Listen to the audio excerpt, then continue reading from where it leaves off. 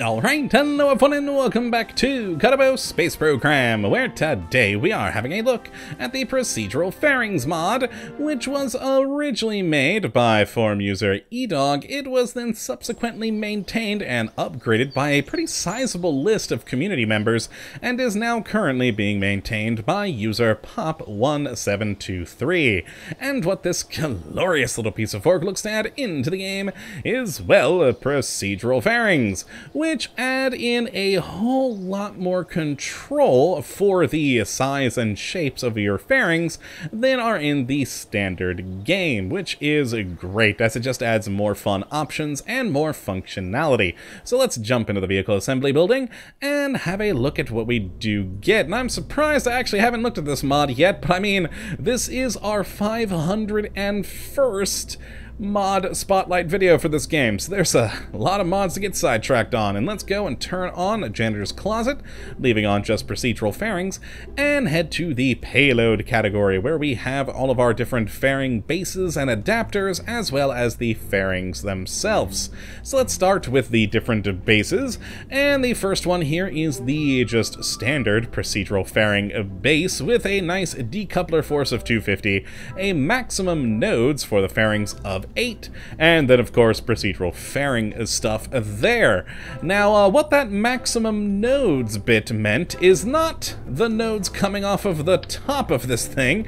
That is standard to this particular part. It just has all those freaking things for you to enjoy. No, what the max of number of nodes is talking about is the side nodes. So if you want just 2 fairings going half and half, you can leave it at that, but you can actually adjust it from 2 all the way up to 8. Or, you know, just 1, which I'm not entirely sure how that would work. Maybe just stick with the default of 2. And yes, it's a fun little base there. Now the next one is the procedural fairing ring, which has the same stats, except for it also has 2 variants of either a white or dark color theme.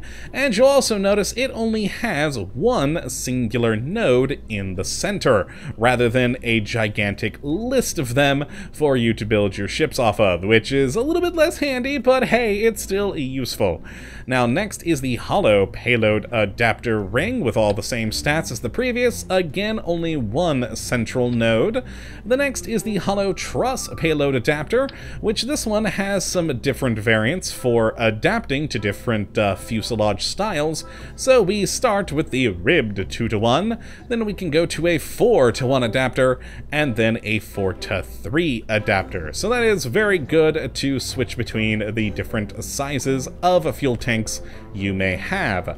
Now next is the Interstage fairing adapter. This one brings back the multiple nodes down the center, as you can see, a sizable number of them going up in a tower, and does actually oddly start with 4 different fairing nodes rather than the 2. Now this one does also have the dark or a white themes. Now then we have 2 more adapters, a ribbed payload adapter here, which goes from 2-to-1, 4-to-1, and 4-to-3, and then a procedural truss payload adapter here, which is just basically kind of a darker theme one of that, but slightly different truss style. And this one, 2-to-1, 4-to-1, and 4-to-3. And those are all of our lovely fairing bases that we have, which is quite handy. So let's pop all of these things off and just take a look at the main base here and talk about all the other options that we have here for actually controlling the shapes of our fairings. Now, first thing to talk about is the little blue outline, which is there to sort of give you an idea of the rough shape of what your fairings may look like. Kind of hard to see, and honestly, I don't find it extraordinarily useful. I personally just like to slap on one of these fairings and adjust the things and see it a little bit more in action. But it will change depending on what you change stuff to. Now, as for the different options we do have, we can add extra radius to to our fairing to really fill out the size of the thing and give you a lot more area to work with on the interior. We can also add additional fairing nodes. So rather than just having the 2 on the side for fairings, we can go all the way up to 8 fairing nodes on the outside. We can also, if we so desire, change the size of this from its standard size to really whatever you so desire, from something really, really tiny to something just absolutely freaking gigantic, and just whatever you want to do in between. It's quite useful and handy for that ability, rather than having just a load of just different sized fairings as we have in stock. We can make this what we need, which is pretty cool. Then after that, we can change the force percent, of course, of the decoupler force as per usual. Now, a couple of additional buttons here we have is the fairing auto struts. Probably want to keep that on, so, you know, things all stay together in flight. And then we have the auto shape.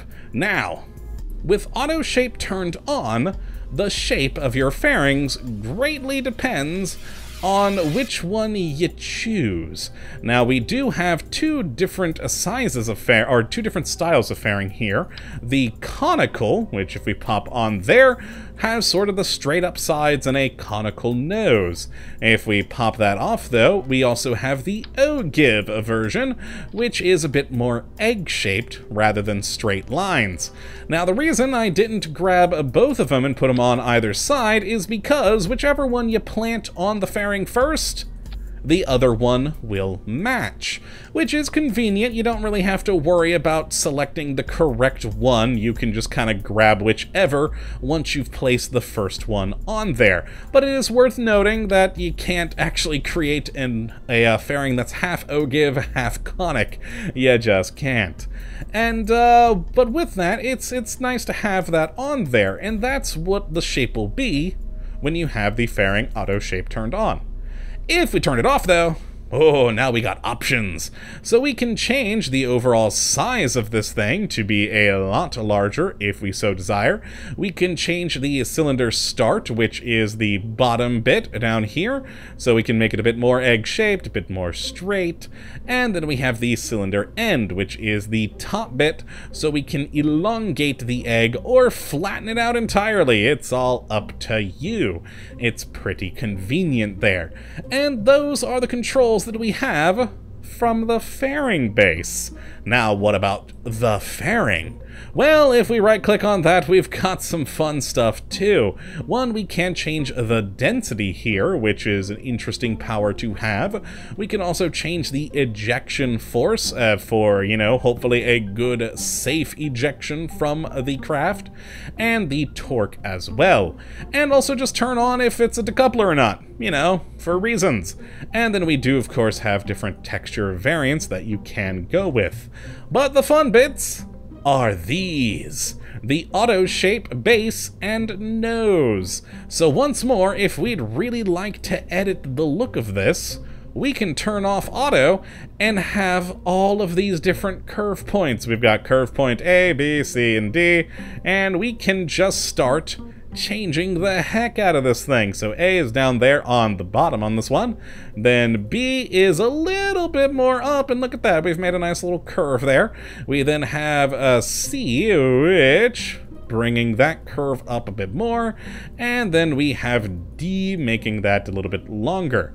Now that's of course at the base attachment, but what about the nose? Well, we can adjust that as well, so we can just make it a real awkward bullet shape, or, you know, bring it in and tighten it up to basically the cone of the, well, conical version over there. We can then adjust point C here and bring it into a very interesting little point.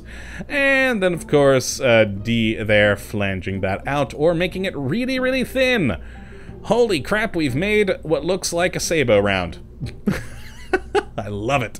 All right, and that's what you can do with procedural fairings. It's wonderful. Oh yeah, and we also have the cone segment, so you can add additional segments to it, and the same for the core up, or the cone up here. So you just have a little bit more well, frankly, just overall control about the look of this thing. And I love doing this. It just kind of makes it ripple, which is fun. And then, of course, the height of the nose. There we can bring up and just make crazy tall. You can really make some strange contraptions with this thing, and that is always a good thing. But yeah, that's the Procedural Fairings mod. Really not much else to talk about with this. It just gives you fairing bases and fairings themselves to give you crazy, crazy control over how you protect your satellites and spacecraft. And that is just fun. So if you'd like to have a look at this mod for yourself, which I would certainly recommend you go and do, you can have a look at the link in the description as per usual. But that is going to be it for today, my friends. I hope you all have enjoyed and that you do come back for the next episode when hopefully we'll be looking at yet another wonderful mod. But until that time, thank you for watching, and as always, have a good one!